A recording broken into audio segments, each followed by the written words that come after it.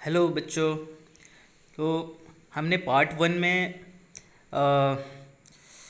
Atomic structure का comparison किए थे सोलर सिस्टम के साथ। ठीक है।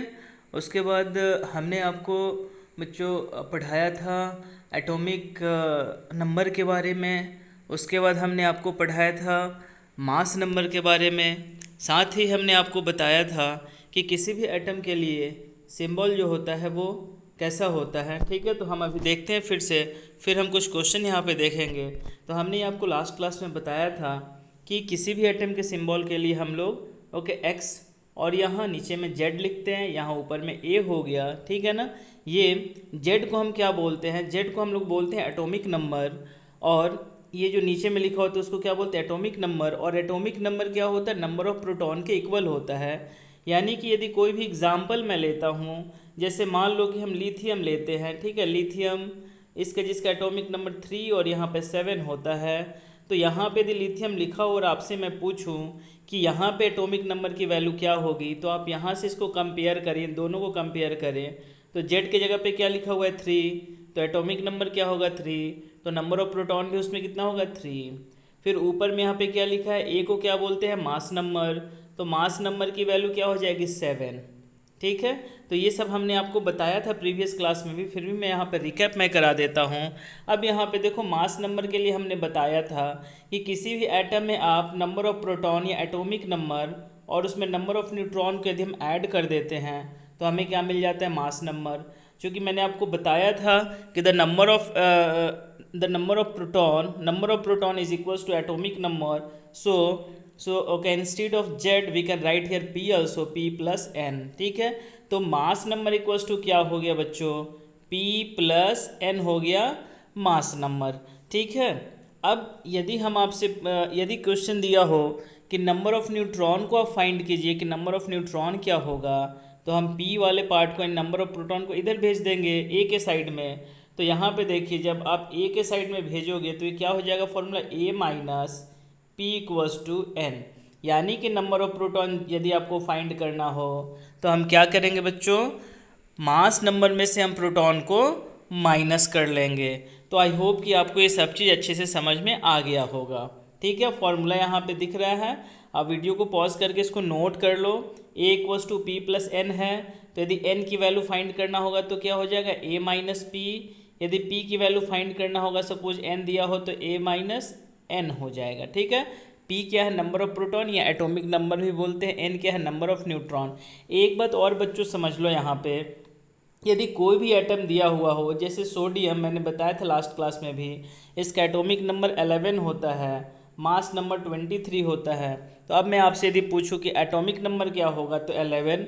मैं आपसे पूछूं नंबर ऑफ प्रोटॉन कितना होगा इसमें, तो वो भी कितना होगा? 11। अब थर्ड क्वेश्चन मैं ये पूछूं कि नंबर ऑफ इलेक्ट्रॉन कितना होगा, तो नंबर ऑफ इलेक्ट्रॉन भी क्या होगा? यहाँ पे 11 ही होगा। ठीक है। तो नंबर ऑफ प्रोटॉन और number of electron normal state में यदि कोई भी एलिमेंट दिया हुआ हो, ठीक है ना, तो उसका जो एटॉमिक नंबर होगा उसके इक्वल नंबर ऑफ प्रोटॉन होगा और नंबर ऑफ इलेक्ट्रॉन होता है। कुछ केसेस में नंबर ऑफ इलेक्ट्रॉन डिफरेंट होता है बच्चों, तो वो अभी आप 7th क्लास में आपको नहीं पढ़ना, वो आप पढ़िएगा 10th क्लास में जाकर। ठीक है। 9th क्लास में, 10th क्लास में। तो फिलहाल आपको यही याद रखना है कि एटॉमिक नंबर क्या होता है? नंबर ऑफ प्रोटॉन के इक्वल और नंबर ऑफ इलेक्ट्रॉन के भी इक्वल होता है। मास नंबर क्या होता है? तो नंबर ऑफ प्रोटॉन में नंबर ऑफ न्यूट्रॉन को ऐड कर देते हैं तो मास नंबर हो जाता है। तो चलिए बच्चों, आइए अब हम देखते हैं कुछ क्वेश्चन। ठीक है।